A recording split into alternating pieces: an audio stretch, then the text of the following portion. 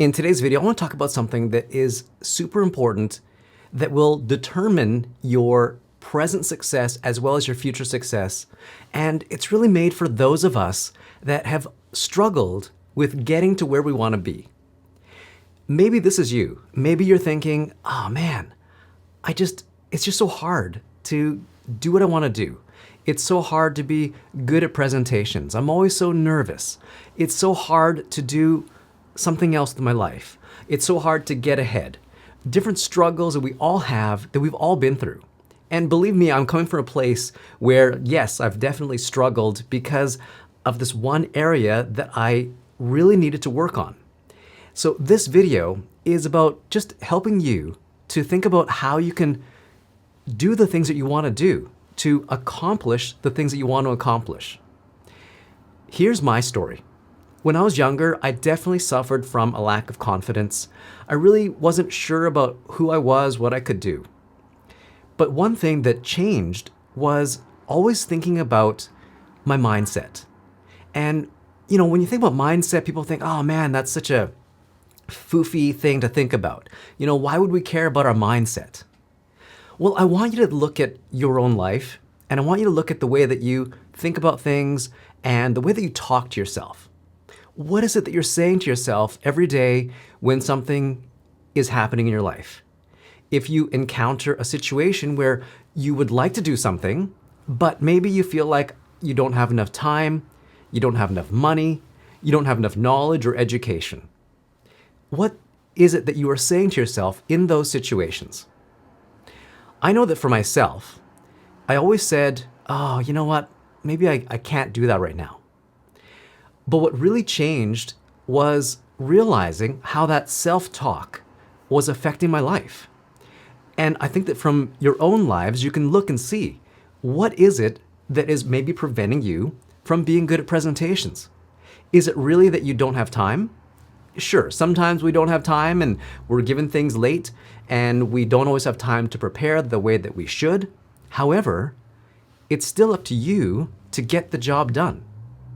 So what are you telling yourself in those moments of challenge, of struggle?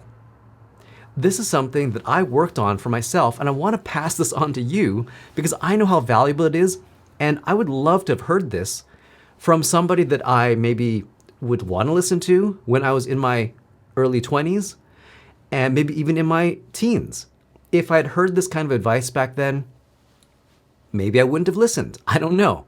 But with the platform that we have here on YouTube, I think it's really important to share this message with those of you who are following this channel, who have followed me for so many years, and who hopefully trust that my opinion somehow matters to you and is helpful to you. So, what I want you to do is really consider how you are approaching things.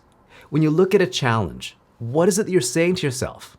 Are you saying, I can do this? How do I do it? Or are you saying, that looks really too hard, I don't think I can do it, let's just try something else? If you do say, let's try something else, maybe that's okay. But for the most part, a lot of people will just simply walk away or give up.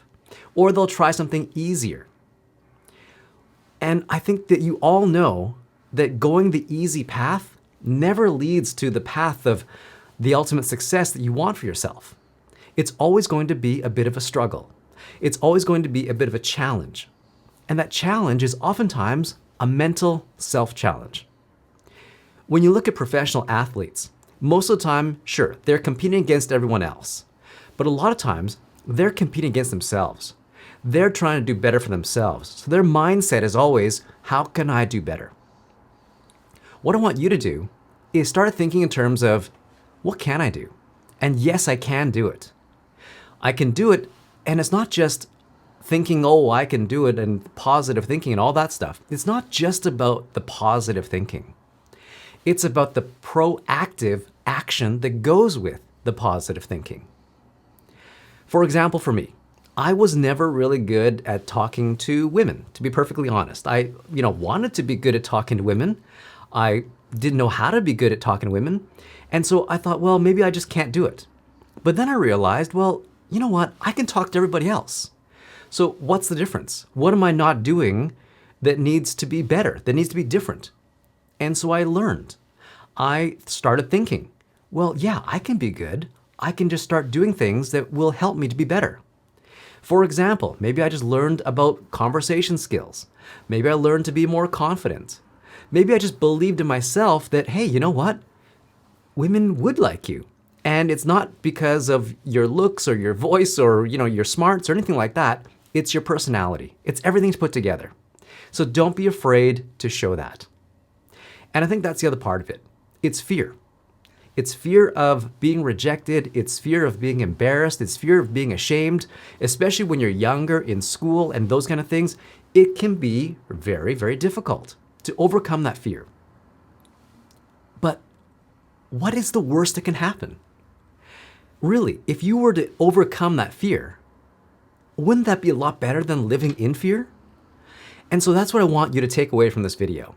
Really thinking about what it is that you truly want, what it is that is going to motivate you to do better in your life, and to start thinking more in terms of what you can do and then how to do it, how to make that happen. You need more money? You don't have enough money? Well, how can you make more money? What could you do to earn more money? What can you do to have more time, to be more educated? You're not as smart as that person. You don't think you're as smart as that person. Well, what can you do to do better?